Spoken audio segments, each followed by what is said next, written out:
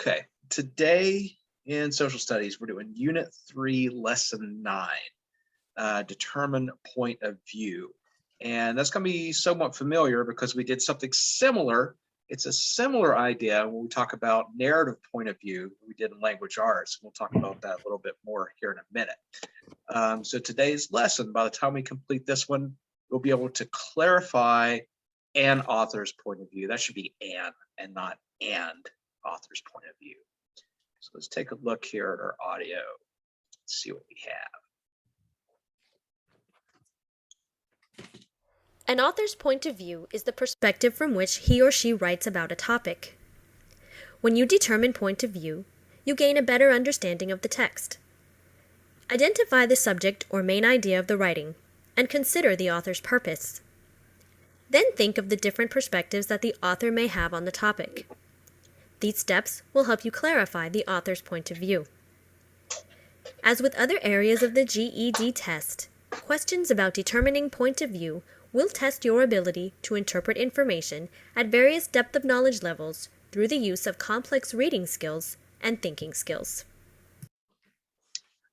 So we dealt with narrative point of view in language arts. That was the type of perspective where we're literally, what viewpoint are we looking through at whose eyes are we looking through as far as the narrator is concerned. So we talked about first person, right? That was we get really specific clues when they use words like I, and we can only see what that particular individual sees. That's their point of view. And then the other real popular one is omniscient, where the narrator can see everything at once. They know everything. They know the feelings and what's going on in everybody's head. That's a certain type of perspective.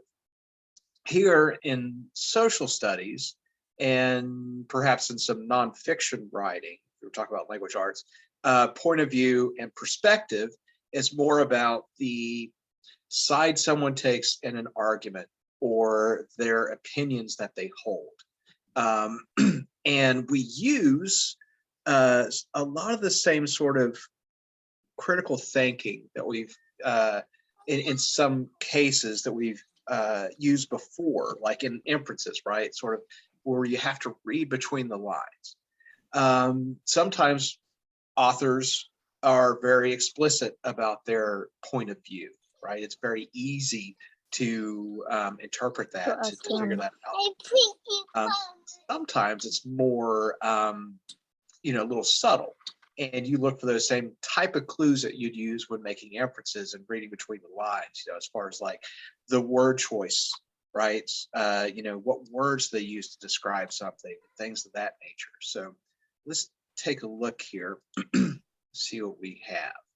So here, this is Gerald Ford. Well, let's take a look here. So it says the Apollo Soyuz test project was the first international human space flight. In 1975, an Apollo spacecraft from the United States docked with a Soyuz spacecraft from the Soviet Union. Until this time, the two nations had competed for success in space, but during this test, the crews cooperated on joint experiments. This milestone in space exploration marked the beginning of many international partnerships in space. And we talked about NASA before and the idea of the space race and this competition between the Soviet Union and the United States, going to the moon and things like that. So this is past where we had, gone to the moon. And during President Ford's presidency, there was some cooperation. So these two spacecraft met in space and they docked together. So sort of a change, a little bit of an opening and a change in the relationship between the Soviet Union and the United States during the Cold War. And then what we have here, the following is from a letter written by Gerald Ford, President Gerald Ford, to Soviet General Secretary Leonid Brezhnev soon after the astronauts returned to Earth. Of course, the General Secretary is the head of state, sort of like our president. They are the highest ranking official during the Soviet Union. And it says, the members of the Apollo Soyuz crew have traveled together above our planet for thousands of miles. These courageous men shook hands and worked together as they orbited our Earth. Now, traveling together in the Soviet Union and soon in the United States, they demonstrate in very human terms the fruits of our cooperation. I am confident you will agree that we should not rest content with these important achievements, but should continue working together to widen man's horizons and knowledge in space and to ensure peace and better understanding among nations on Earth. Once again, my greetings and sincere best wishes for the continued development of mutually beneficial cooperation and good relations between our two countries. So he's talking about, once they came back to Earth, they sort of had like a little tour together. So the Soviet cosmonauts and the US astronauts were, doing these little meet and greets together in the Soviet Union, and then they were coming to the United States to do the same sort of thing. And Ford is writing Brezhnev, hoping for more cooperation between the two countries. If we could work together on space and technology, maybe that can bear longer lasting sort of relationship. So our text box A says, as you read a passage, consider the author's purpose for writing and think about how that purpose relates to his or her point of view. So of course, there's tons, well, not tons, but there's certainly a list of, purpose for writing. Is it informative? Is it to convince? Is it to share something? So in here, he's hoping to convince Leonid Brezhnev for more cooperation. And the second text box B, says to help determine an author's point of view, look for statements or passages that express opinions. When considered collectively, these opinions will identify the author's point of view. So where it says, I am confident you will agree that we should not rest content with these important achievements, but should continue working together. So that's basically stating an opinion. It's I'm of the opinion that you as well would like to continue our work together and continue to widen man's horizons of knowledge. Word choice, again, that's really important for helping determine point of view along with that purpose. If it's taking a negative tone, which we've talked about, sort of style and tone, here that's a play as well. What type of word choice is it? Is it a negative or positive connotation that they're implying with what they write? Okay, so let's take a look. We'll get into our quiz. So on to lesson 9, unit 3, quiz. Okay, and our same passage from Ford. And it says here, when determining point of view, look for loaded language. This is what I was talking about in the text. Loaded words or phrases create emotional response in the reader and can be clues to the author's point of view. So if I was talking about, say, a world leader like Vladimir Putin, and I was saying, Putin is a strong leader, that has a fairly neutral sort of connotation, right? That, yeah, it may be negative, it may be positive. It's very right in the center. Now, if I said Vladimir Putin is a tyrannical leader or a despotic leader, that has a very negative connotation, and that tips my hand as far as my point of view, how I may feel about someone like him. So, a world leader or something. So that's what we're looking for. It's like, okay, what is your opinion? What is your perspective on a certain person? And that's how you get there. Think about the words they choose to describe a person or place or event, and that's going to tell you a lot about their point of view. All right, and we're up to question 1 here. Sasha Gay, could you read question 1 for us?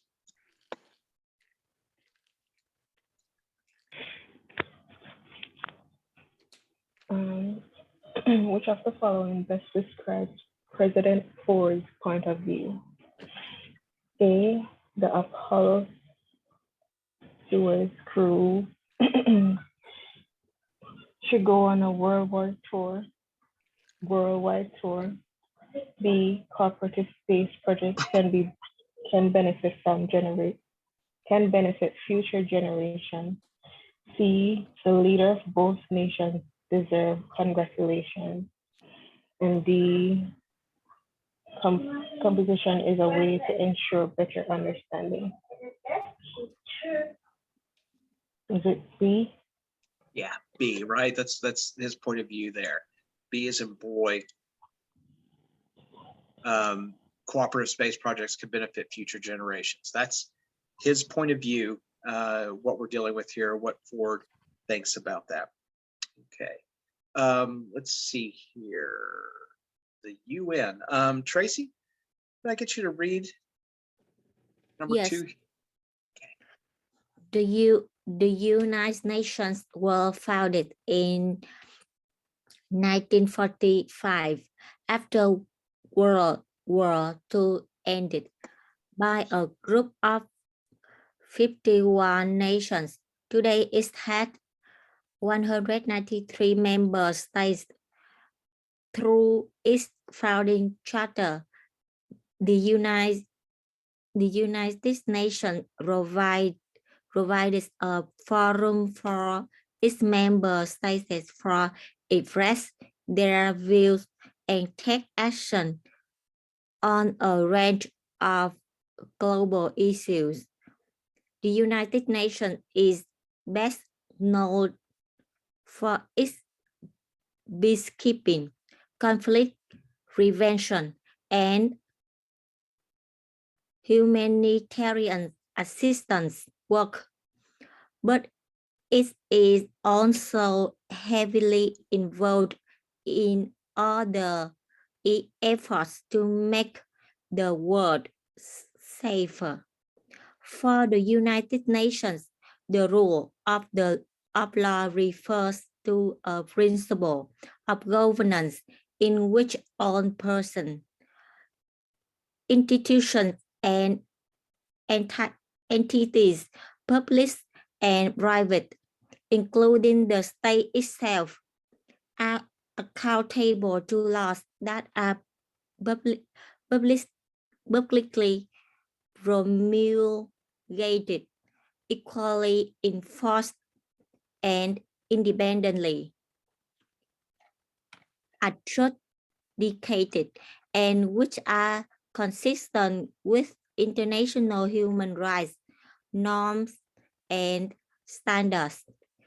It requires 12 measures to ensure adherence to principle of supremacy of law, equality before the law, accountability to the law, fairness in the application of the law, separation of power, participation in decision-making, legal certainty, avoidance of arbitrariness, and procedural and legal transparency. The question? Go ahead. You want to read the Yes. question? Which of the following is not an action the United Nations would take? A. Negotiate a ceasefire between two nations. B. Assemble a military force to help implement a peace agreement. C. Establish a refugee camp during a armed conflict. D. Carry out a preemptive military strike. A. Assemble a military force to help implement a peace agreement. So I it's think D has in D. dog. Yeah, it's D as in dog. So Everything else United was like Nations- trying to prevent it, and they was trying to prevent it basically. Yeah. United Nations is kind of it's limited in what it can do, right? We talked about sovereignty before and interfering with a country's sovereignty. So as an organization outside of a country's sovereignty. It can't. There's just only a few things, even if it's like a huge vote where so many nations agree. They can do sanctions and stuff like that. Of course, they can negotiate a ceasefire. They can serve as moderators if there's a conflict between two nations. They can assemble military forces to implement a peace agreement. UN, we hear about United Nations peacekeepers, which are military forces that are sent certain places when there's conflict arise to try to help keep the peace. That happened in Kosovo, probably most recently, where there was UN forces there. The Korean War was one example where it was supposed to be sort of like a UN military force, but that's rare. Establish refugee camps, right? That's a humanitarian power, so they'll help establish refugee camps to try to get people into safe places in times of war. A preemptive military strike, though, of course, preemptive meaning one to prevent a further military action. So if there's like a big buildup of like one example was one of the Arab-Israeli wars, the 6-Day War. Yeah, I think it's called the 6-Day War. The Israeli Air Force preemptively struck Egypt and destroyed their, almost completely wiped out their Air Force setting on the ground. Right? They sent out these airstrikes and they tried to destroy as much of the Egypt air power before they could, strike themselves. That's a type of preemptive military strike to prevent further action. And of course, the UN doesn't have that capability. So yeah, 2 is D as in dog. And 3, that's our same passage there. Grace, could you read question 3 for us? All right. For which of the following purposes is the passage written? A, to persuade. B, to educate and inform. C, to offer an opinion. And D, as an editorial or commentary. B. B, yeah. It's right. This is what we're talking about. What's the purpose of the writing? Some of these are kind of related. One very specific one is educate and inform. That's one idea there. It's just informational. Doesn't offer an opinion. It's not trying to convince you necessarily. It's just information. To persuade, right? You're going to have maybe an argument, and the way you write is going to try to convince someone else of a to take on a particular point of view or opinion, or maybe buy something, whatever it may be.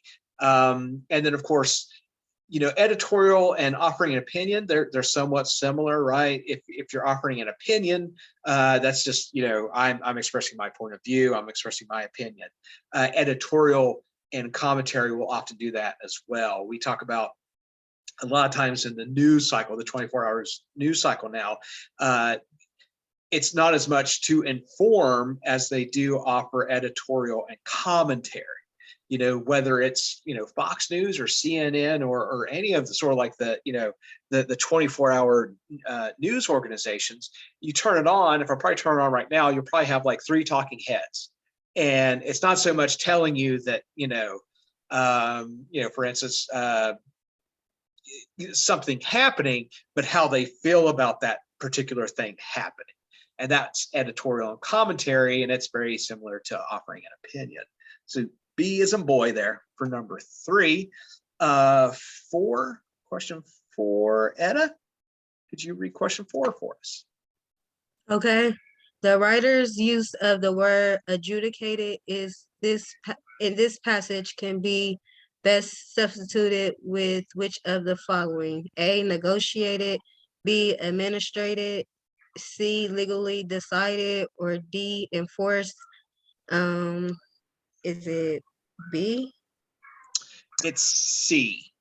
Yeah, Legally decided. legally decided. So adjudication, passing a judgment is one definition for that. It could also be, context is kind of essential here. You want to look at the overall context, because you could sort of make a case that it would, could apply to any of these terms. But in this particular one, legally decided is the best context for that. So number 4 is C. Okay. Let's see here. I'm going to go ahead and read this one, and I want to preference this because it's oh, no, wait, this is the one I was thinking about. I think it's in the workbook.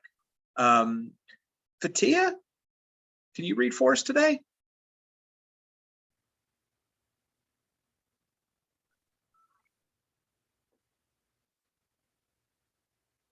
I will if you want me to. All right, go ahead, Etta. Okay. It says, from John Kerry for president, the New York Times, October 17th, 2004. Mr. Kerry has an aggressive and in some cases initiative package of ideas about energy aimed at addressing global warming and oil dependency. He is a longtime advocate of deficit reduction. In the Senate, he worked with John McCain in restoring relations between the United States and Vietnam, and led investigations of the way the international financial system has been gamed to permit the laundering of drug and terror money. He has always understood that America's appropriate role in world affairs is as leader of a willing community of nations, not in my way or the highway domination. We look back on the past 4 years with hearts nearly breaking, both for the lives unnecessarily lost and for the opportunities so casually wasted time and again. History invited George W. Bush to play a heroic role, and time and again he chose the wrong course. We believe that with John Kerry as president, the nation will do better. Voting for president is a leap of faith. A candidate can explain his position in minute detail and wind up governing with a hostile Congress that refuses to let him deliver. A disaster can upend at best laid plans. All citizens can do is mix guesswork and hope, examining what the candidates have done in the past, their apparent priorities, and their general character. It's on those 3 grounds that we enthusiastically endorse John Kerry for president. In which section Go ahead.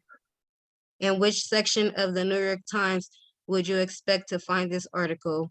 A, in the education section, B, in the world news section, C, on the opinion pages, or D, on the local news pages? And would it be world news, It's going to be C opinion pages? on the opinion page. Yeah. So one thing to consider, right, as a news outlet, New York Times, we hear about newspapers and things, leaning, one way or the other, leaning, to the left or to the right, being conservative, being liberal, something along those lines. But also, when it comes to some of the language here and the way it describes things, you could see this as being an opinion. And so probably, on, as commentary or in the editorial section. So when it talks, particularly about like George W. Bush, who's, was president at the time, and he was the incumbent, he was campaigning against John Kerry, Bush to play a heroic role, and time and again, he chose the wrong course. We believe that with John Kerry as president, the nation will do better. So that is, opinion. It's not necessarily based in fact. So that's kind of cluing you in. And, sort of broadly, it doesn't have the author, who wrote this here, but we can kind of make a broader assumption about their point of view and how they feel about, George Bush. Obviously, they think Kerry would do a better job as president. That kind of clues you in there. Sasha Gay, could you read 6 for us?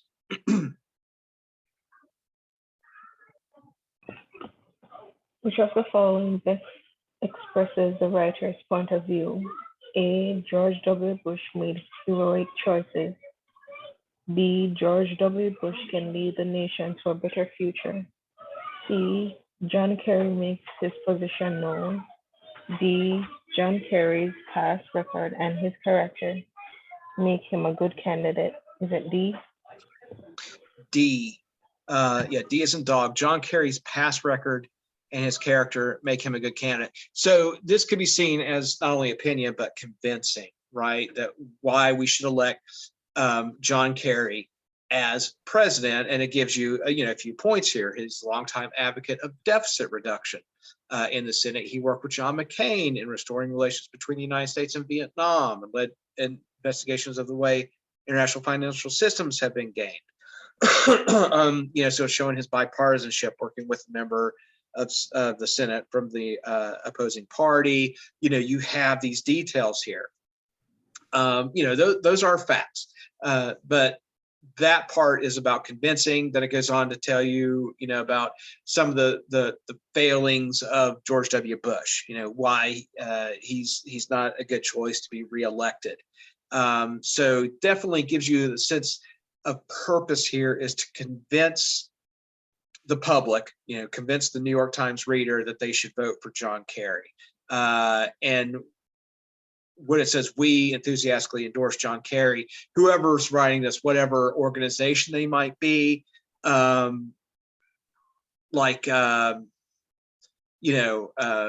could be some charitable organization, or the NRA, for instance, is almost always 99.999% of the time going to endorse the conservative candidate, due to like their idea of Second Amendment rights and things like that. So it's probably some type of organization or something that is saying, when it says we are endorsing John Kerry, not the New York Times, right, but an individual organization, probably in the editorial or opinion section here. So that is D as in dog. That is the quiz. Let's take a look here at our answers real quick. So 1 was B as in boy. 2 was D as in dog. 3 was B as in boy. 4 is C for cat.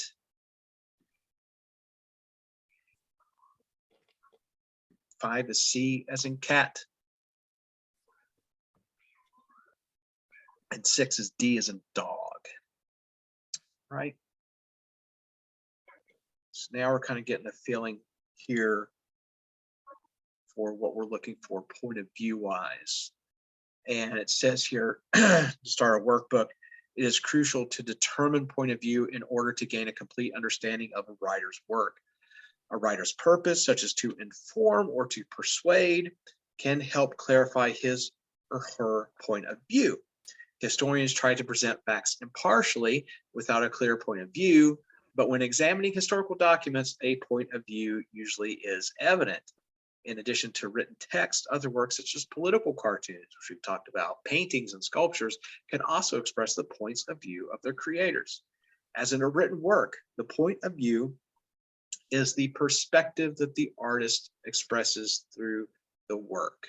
So just like we talk about perspective and a narrative point of view is expressed through either an omniscient author, right, or an omniscient narrator, or a first-person narrator expressing their work. When it comes to nonfiction writing, when it comes to history and things like that, that perspective is also expressing an opinion or an argument rather than a narrative, right? So, and I always told my, when I was a teaching assistant at OU, and this was something that was drilled into me as a grad student, when you you try to find out as much as you can about an author when you're reading something. And you know, when you're going to be taking your test, you're not going to be able to Google, you know, who wrote this, like, you know, 3 paragraphs or something. But in everyday life, or, you know, in different types of studies, that also gives you insight into their point of view. I tell them, it's like, you know, it's not just about knowing their name. You want to know their profession. You want to know when they lived. You want to know, you know, where they went to school, you know, any mentors or particular teachers they had that are famous. You know, did they serve in the military? You know, what things can you learn about that individual? That goes a long way to helping you understand their point of view.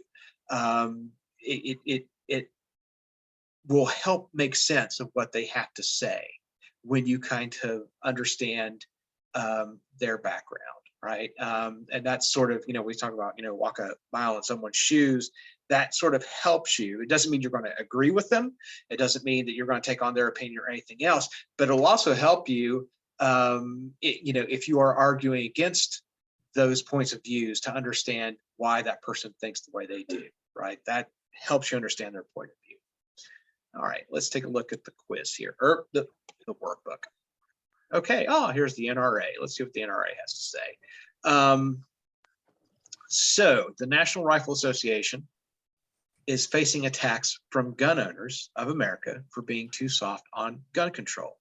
This is like a double cheeseburger coming under severe criticism for lacking enough cholesterol. Universal background checks are supported by 91% of Americans, yet there is enormous resistance in Congress to passing a strong bill to keep arms out of the wrong hands. What does rule of the people mean if a 9-to-1 issue is having so much trouble gaining traction? Or consider the Morning Joe Marist poll last week showing 64% of Americans saying that job creation should be the top priority for elected officials. Only 33% said their focus should be on reducing the deficit. In light of Friday's disappointing jobs report, the public's instinct is sound. Yet politicians in our nation's capital are so obsessed with the deficit, you'd imagine they still haven't heard how many Americans are unemployed or underemployed. And that is from the Washington Post article, The End of Majority Rule, by E.J. Dionne Jr. in 2013. And it's pointing here, our text box A. So this is look for the data or reasons used to support the author's point of view. In this passage, the author cites statistics to support his or her point of view. So 91% of Americans support universal background checks for buying firearms. And then secondly, B, the text box B says, to determine the author's purpose for writing, think about the topic, the intended audience, and the effect on the reader. Does the author just want to convey information, or does the author want to affect change? Right. So that's also a big point here, not just knowing the purpose. Are they trying to convince you of something? Are they offering you information? Are they, just offering an opinion? You know, who's it for? And most people should, if you're writing, understand your audience. You know, you think about that. Who am I writing for? That should be a question you ask yourself. And, you know, what media or what medium it's in, what newspaper, for example. This would be for a very large audience. It's in the Washington Post. So they are speaking to, you know, the general public. Other articles and things like that might be a more specific audience. That also is going to help you determine point of view. Gerald Ford had one person he was writing to, right? In his letter, he was writing to Leonid Brezhnev. So you fine tune your writing to your audience, right? And we do that a lot of times very unconsciously. if you were set down, we don't really write a whole lot anymore. It's not like you're gonna write a letter, but maybe if you're writing an email or something, if I was writing an email to Rachel, there might be things that I don't need to explain because it's something maybe we talked about on the phone or in text or something like that.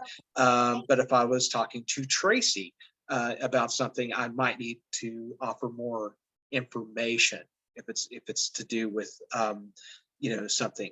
So that you have to keep in mind. And like I said, a lot of times we'll do that unconsciously.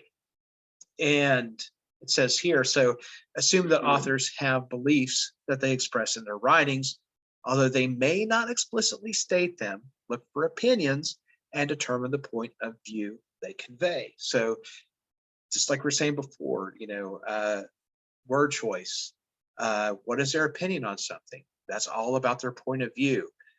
What they offer you is telling you a lot. And sometimes, like we said, you have to read between the lines a little bit. You have to look at those clues. You have to look at word choice. You have to look at data. What type of facts are they offering? Obviously, with this person's point of view, when they're offering something about 91% of Americans support background checks, then you understand that they're also themselves looking for, and the first paragraph, it says the NRA is facing attacks from gun owners of America for being too soft on gun control. You combine that element with the fact, and you're starting to see the way this author's point of view about that subject. Okay, so question 1, Tracy, would you like to read question 1 for us? Yes. Which of the following best describes the author's point of view? A. Legislators are not following the will of the people. B. The National Rifle Association is too soft on gun control. C. Congress should pass a strong gun bill. D. Elected officials should be focusing on reducing the deficit.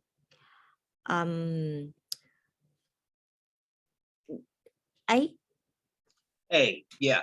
So we noticed that they talked at the beginning about gun control, right? Background checks, things like that. Later, towards the end, then they talk about the deficit and job creation.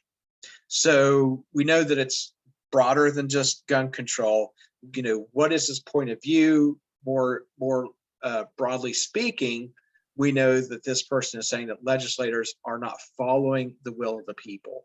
We get we get 2 examples really, where legislators are not following, the public opinion at the time. So A for number 1. Okay, and our same passage for number 2. Grace, would you read number 2?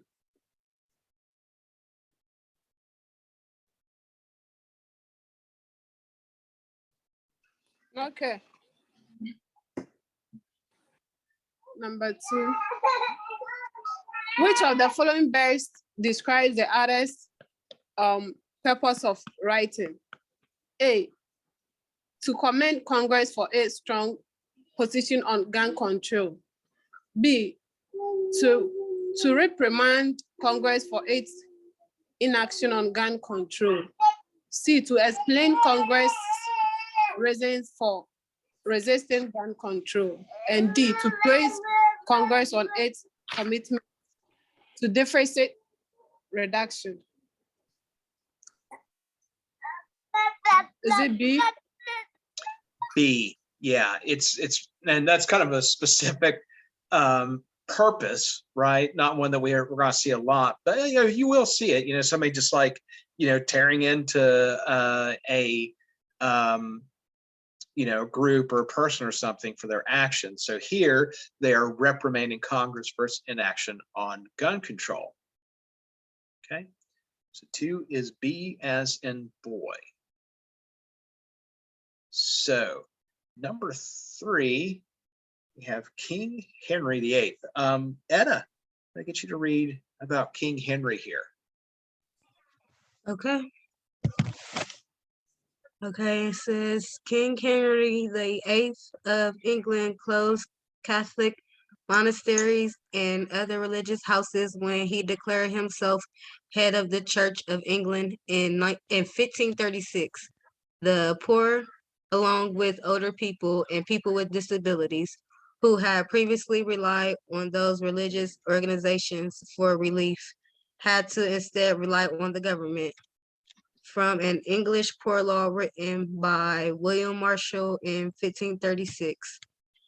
Therefore, His Highness of His most blessed and godly deposition, like a virtuous prince and gracious head, regarding as well the maintenance of the commonwealth of his realm, the body as the relief of the poor, rich and miserable people, whereof be a great multitude in his realm, and the redress and avoiding of all valiant beggars and idle persons within the same, has by the advice of lords, spiritual and temporary, and the commons in this present parliament assembled, provided certain remedies as well for the help and relief of such idle, valiant beggars as has been before remembered, as of such poor and miserable people as be before rehearsed in manner and form following. That's a mouthful, isn't it? That old style English. You want to go ahead and try the question there. Okay, what can be determined about the king's point of view of the poor in England? A, he views them with love. B, he regards them with suspicion. C, he feels guilty about the situation. Or D, he believes that they have many advantages. I don't know. And again, that's kind of tough when you get into these weird old, But I mean, it don't seem like he feels guilty though about the situation. All right, that's good. So you eliminate, that he doesn't feel guilty. Now you can probably also assume he doesn't believe that they have many advantages, right? Right. And the way he talks about them. So, and he's not really viewing them with love. So it might be B. Yeah, so you can kind of work it down to B. He regards them with suspicion. Those kind of wretched and miserable people. One point he kind of talks about them with a little bit of care, and then he uses word choices like that matter. So it's like wretched and miserable. Does anybody know why King Henry closed the Catholic monasteries?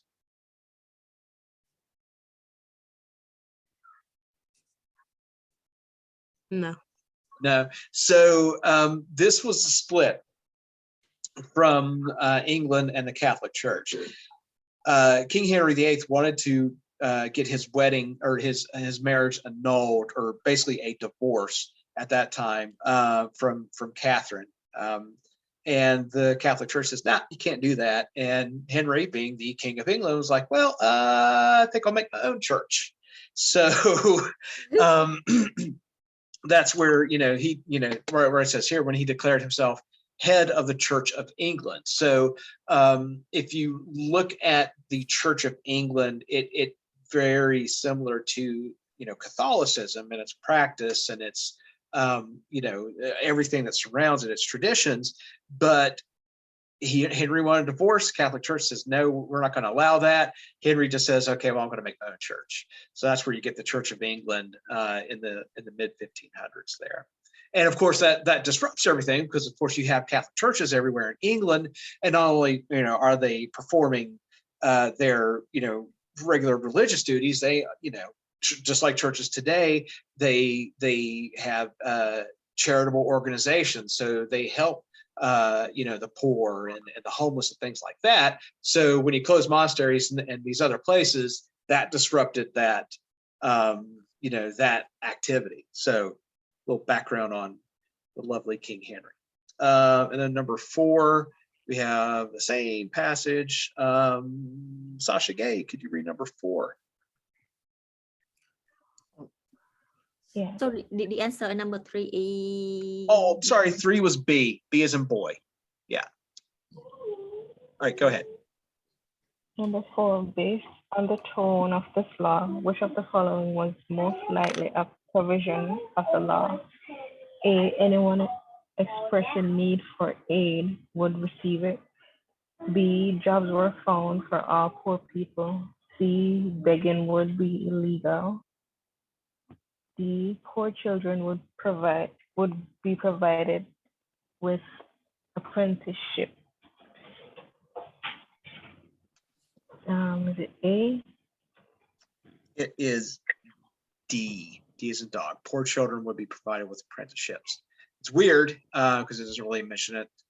I think here, great multitude in his realm, and the redress and avoiding of all valiant beggars and idle persons, as by the advice of the Lord, spiritual and temporary, and the commons in the present parliament, provide certain remedies as well for the help and relief of such idle, valiant beggars as has been before him, as of such poor and miserable people as before. So it doesn't really note that specifically, but it is D here. Okay, I'm going to go ahead and read the Chinese Emperor Kang's sacred edicts from 1670. So just follow along here. So these edicts state, number 1, highly esteem familial piety and the proper relations among brothers in order to give due importance to social relations. 2, give due weight to kinship in order to promote harmony and peace. 3, maintain good relations with the neighborhood in order to prevent quarrels and lawsuits. 4, give due importance to farming and the cultivation of mulberry trees in order to ensure sufficient clothing and food. 5, be moderate and economical in order to avoid wasting your livelihood. 6, make the most of schools and academies in order to honor the ways of scholars. 7, denounce strange beliefs in order to elevate the true doctrine. 8, explain laws and regulations in order to warn the ignorant and obstinate. 9, show propriety and courtesy to improve customs and manners.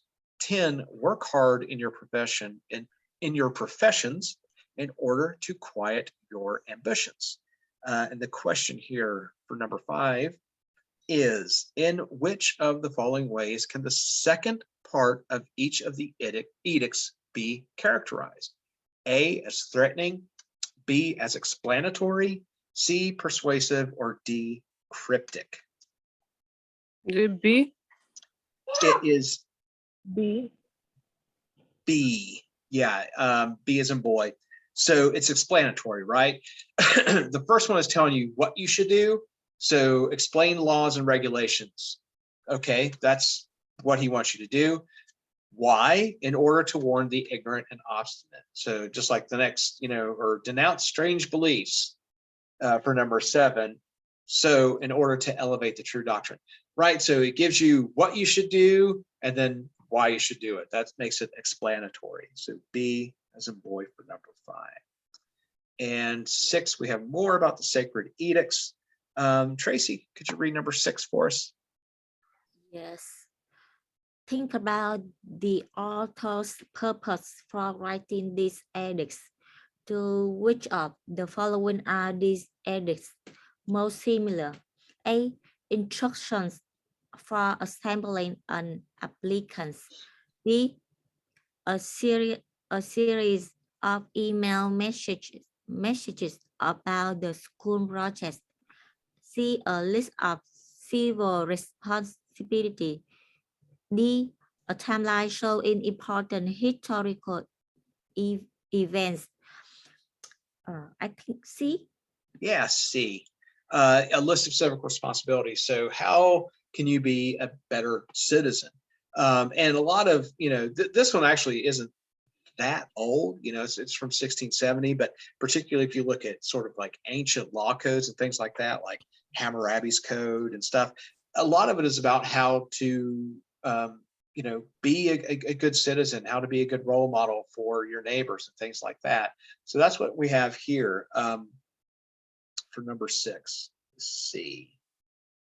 Okay, and here, let's see. Grace, could you read this passage for us, number 7? All right. Many foreign diplomats visit the United States or live and work in the Washington, D.C. area at consulates and embassies. In the early 1960s, segregation and discrimination against African Americans in southern states was common. Jim Crow laws were widespread. President John F. Kennedy urged governors from the South to ensure a friendly and dignified reception for foreign diplomats. The governor of Virginia, a southern state that borders the capital, promised President Kennedy that he would provide courtesy. Yet he strongly suggested that diplomats should identify themselves as such. This political cartoon by her blog was published in the Washington Post on April 27, 1961, and it's based on the actual occurrence. Yeah, so taking a look at the political cartoon here, right? The title of it is, it's all right to seat them, they're not Americans. And you get that, right? Kennedy's asking, this was part of the Cold War as well. The treatment of African Americans in our country, that was something that the Soviet Union kind of pointed out as one of the failings of Western civilization, but particularly with the United States, was this like, are they really that great? Look at the way they treat their own people. And part of the push behind, starting with around Eisenhower, during the Cold War, part of the push for civil rights wasn't just to do the right thing, but it was also because this is also a way that we are going to combat the Soviet Union by treating our people better, so then they can't come back with propaganda saying that we don't treat all of our citizens that well. And what Kennedy's saying here is that by this time you have like the UN in New York, where you have lots and lots of people from around the world coming in, and of course in the DC area you have all these embassies, you have diplomats. And that's going to, if you know anything about the Northern Virginia area, right? You have that surrounding area where it's Maryland and Virginia and even part of West Virginia. And the governor of Virginia at the time, it's like, yes, we'll treat them great, but they need to make it clear that they are foreign, implying that we are not going to treat, people of color from our country better. But because they're foreign and they're people of color, we will. So just, and that's, basically what it's saying here, considering that, in 1961, there's still, issues with segregation. We tried to move past the Jim Crow laws, but of course, that's going to be a memory for a lot of people is the segregation of our population. So here, this maitre d' or restaurant manager is saying it's all right to seat them. They're not American. So, we understand if they were American that they're probably not going to get a seat at this restaurant. So good times in 1961. So number 7, let's see here. Sasha Gay, you want to read number 7 for us? It says, what would you interpret as a cartoonist's viewpoint on the situation depicted in his cartoon? A, he believes it makes sense for diplomats to identify themselves. B, he finds it absurd that foreigners are treated with more respect than Americans. C, he believes that the restaurant owners and employees are capable of making distinctions between Americans and foreigners. And D, he believes it would be best for foreign diplomats if foreign diplomats did not dine in a restaurant with southern states. Is it?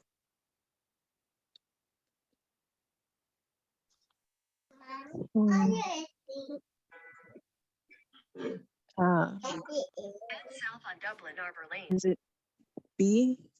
B, yeah, B as in boy, right? It's absurd that we can't treat, that somehow we find it within us to treat, foreign diplomats and foreigners who are people of color better simply because they are, a dignitary from another country, but we can't do the same thing for our own people, our own citizens. So that's the absurdity that he's pointing out there.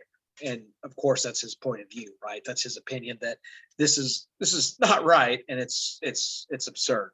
So B as in boy for number 7. All right. Let's see here. Number 8. From Washington Post. Let's see. Grace, you want to read number 8 for us?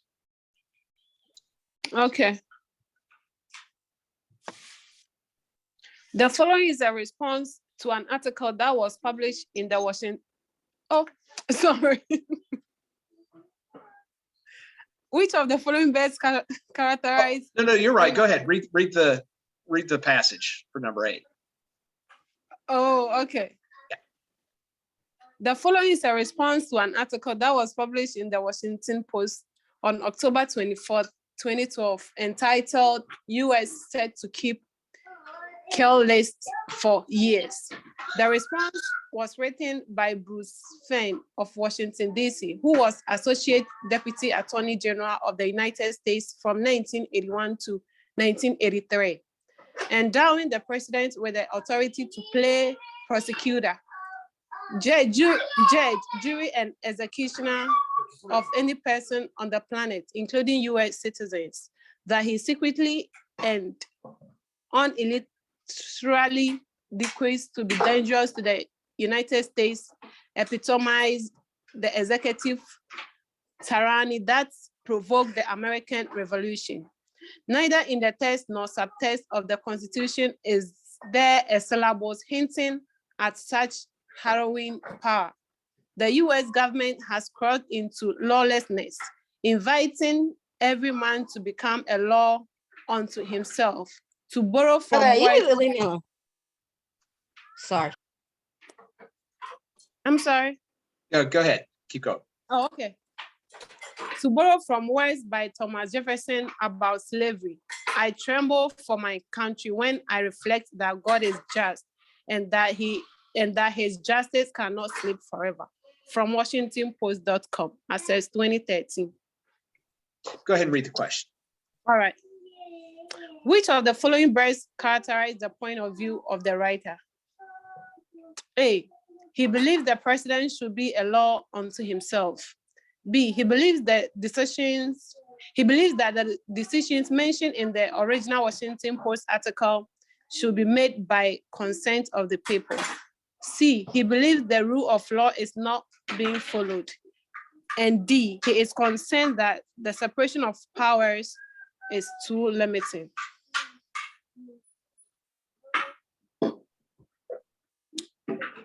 B. So it's C. He's saying there's that he believes the rule of law is not being followed by particularly the president. That's who this is pointed at. Okay. So A to C, and we have the same passage here. Tracy, could you read number 9 for us? Yes. Based on the tone of this response, which of the following was most likely discussed in the original article? A, the winding down of counter-terrorism efforts. B, the intention of the U.S. government to continue adding name to kill list. C, the government's decision to phase out drone skies. The intent to declassify government information on terrorists. I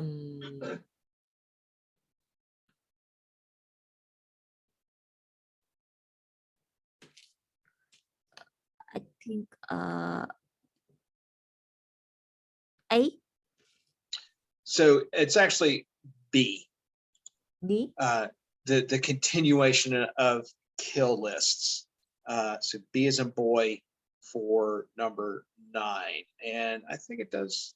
Yeah, it mentions up here at the top. The following is response to an article that was published in the Washington Post entitled "U.S. Set to Keep Kill Lists for Years." And to add a little context to this, to sort of expand it, what they're talking about here is, of course, we have these people of interest that terrorists, things like that, that we would like to see eliminated because they pose a certain threat to us or our allies or just the world order. And we have in the past used drone strikes to take them out. And they were happening during the Bush administration, but they continued and increased some in the Obama administration. And there's a ton of questions, obviously, about the ethics of this. Everything from the ethical side of it to how this affects a country's sovereignty. If we're just going to unilaterally, send a drone in and we want to take out somebody, is this the type of warfare that we're moving into? Just tons of questions about the rule of law, and ethics, and morality, and all this stuff. And that's what this is addressing here. Is just we have this long list of names of people we want to see eliminated because of threat to U.S. Security or national interest, things like that. And just to take them out with drones, we're talking about preemptive strikes and everything. If we're eliminating just single individuals to prevent further action, the ethical questions that entails. And it's talking about the president, because they don't need a authorization from Congress to do this. Is this really overstepping the powers of the presidency? That's what this opinion is stating here. So 9 was B as in boy. So I'm going to finish up here with this one. It's not my favorite piece we're reading here. It's very uses a lot of intellectual language. I'll point out when I'm done reading it here, what it's kind of trying to state, because I had to read it a couple times myself to get the right idea. This is from the Introduction to the Politics of Executive Privilege by Lewis Fisher. And it says, presidents and their advisors cite various legal principles when they withhold documents from Congress and refuse to allow executive officials to testify before congressional committees. Congress can marshal its own impressive list of legal citations to defend legislative access to information, even when presidents assert executive privilege. These legal and constitutional principles, finely honed as they might be, are often overridden by the politics of the moment and practical considerations. Efforts to discover enduring and enforceable norms in this area invariably fall short. It is tempting to see executive legislation clashes only as a competition between two branches, yielding a winner and a loser. It is more than that. The congressional access represents part of the framers' belief in representative government. When lawmakers are unable or unwilling to obtain executive branch information needed for congressional deliberations, the loss extends to the public, democracy, and constitutional government. Ever since World War II, there has been a steady flow of political power to the president. Some are comfortable with that trend because they believe that power is exercised more efficiently, effectively by the executive branch. The cost is great, however, to the checks and balances and separation of powers that the framers knew were essential to protect individual rights. And that was not the one that I was thinking. It's the next one. So I'm going to read both of those. But this one is just about the idea of, we've heard probably about executive privilege and withholding information, right? Just because it is the purview of the president to do so. Come into play here a lot over the last few years. There should be, what Lewis Fisher here is saying, there should be transparency. This was written in 2004, so no doubt he was pointing towards the administration of George W. Bush, who would use this executive privilege as far as like in terms of security, right? National security, homeland security, and things of that nature. So anyway, our question here is, which of the following best expresses the author's point of view? A, increasing the political power of the president is a mistake. B, Congress has no legal authority to demand documents from the executive branch. C, executive privilege extends to all areas of government. Or D, power is exercised most effectively by the executive branch. C. So A, increasing the political power of the president is a mistake. So that's what, largely he's saying here, right? That executive privilege where he doesn't have to turn over documents and things like that, right, is adding to his power, and that power is a mistake, right? This has kind of been the theme here. I've noticed, we've seen a lot about the executive branch and the power of the executive branch, just like the piece before, right? This idea of the rule of law, and that the president is also part of the rule of law. Even with the King Henry thing, as the executive, sort of as the monarch, but he was the executive of the British government at the time, being able to create his own church and offer these mandates. So really, oddly enough, this whole thing has been somewhat about the point of executive power and its expansion. So A here, increasing the political power is a mistake. That's the point of view here. Okay, yeah, I'm going to read this one too.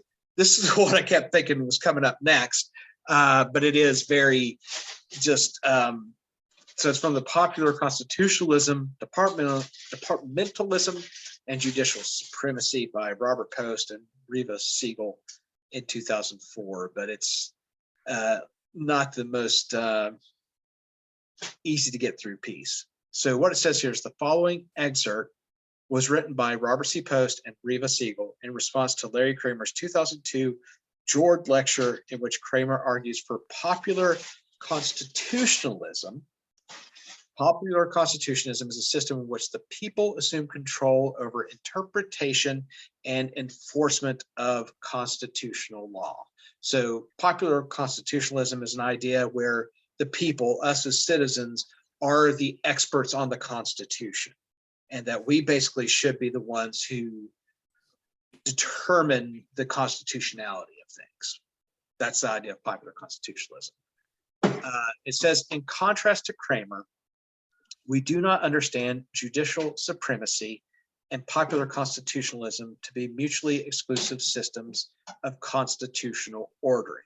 So judicial supremacy is where the Supreme Court is has the final say on the Constitution, which, as it is now, right, if there's something unconstitutional, it goes to the Supreme Court. They are the deciders. So on one hand, you have this idea where the Supreme Court should be the experts on the Constitution, and popular constitutionalism means it should be the people, us. Be mutually exclusive. Kramer defines judicial supremacy as resting on the concept of judicial finality. Yet some forms of judicial finality are essential to the rule of law, which is necessary for a functioning democracy. For this reason, both judicial supremacy and popular constitutionalism each contribute indispensable benefits to the American constitutional polity. They are, in fact, dialectically interconnected and have long coexisted.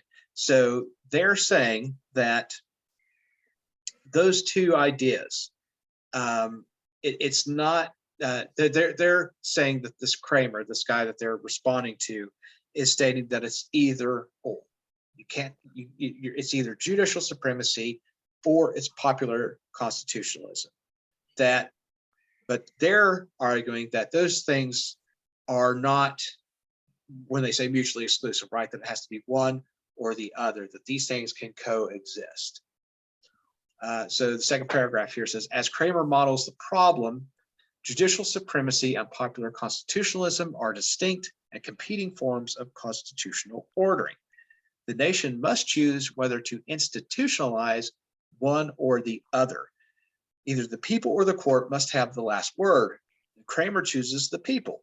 Although we agree with Kramer that there can be deep tension between judicial supremacy and popular constitutionalism, there are also vital interdependencies between judicial supremacy and popular constitutionalism that Kramer fails to appreciate. The question we pursue, therefore, is how the nation can strike a viable balance between the rule of law and the people's authority to speak to issues of constitutional meaning. So they're looking for the balance between the two. That's basically what's stating there. So number 11, which of the following statements best describes the point of view of Post and Siegel? A, for a democracy to function, popular constitutionalism must be followed. B, judicial supremacy must be maintained at the cost of popular constitutionalism. C, the court has final say in all matters. D, both rule of law and popular constitutionalism are necessary. Which point are they making?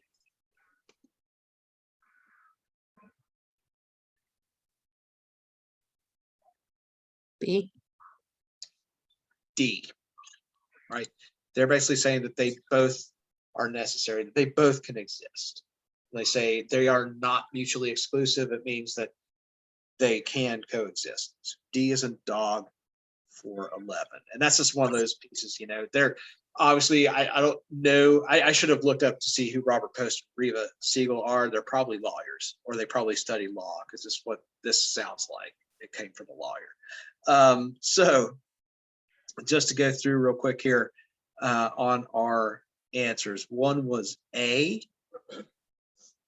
2 was B as in boy, 3 was B as in boy, 4, D as in dog, 5, B as in boy,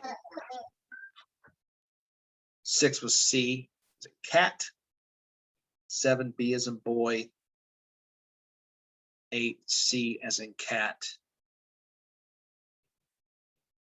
9 was B as in boy, 10 was A, and 11 was D as in dog. Okay. Let's see here. I'll stop recording.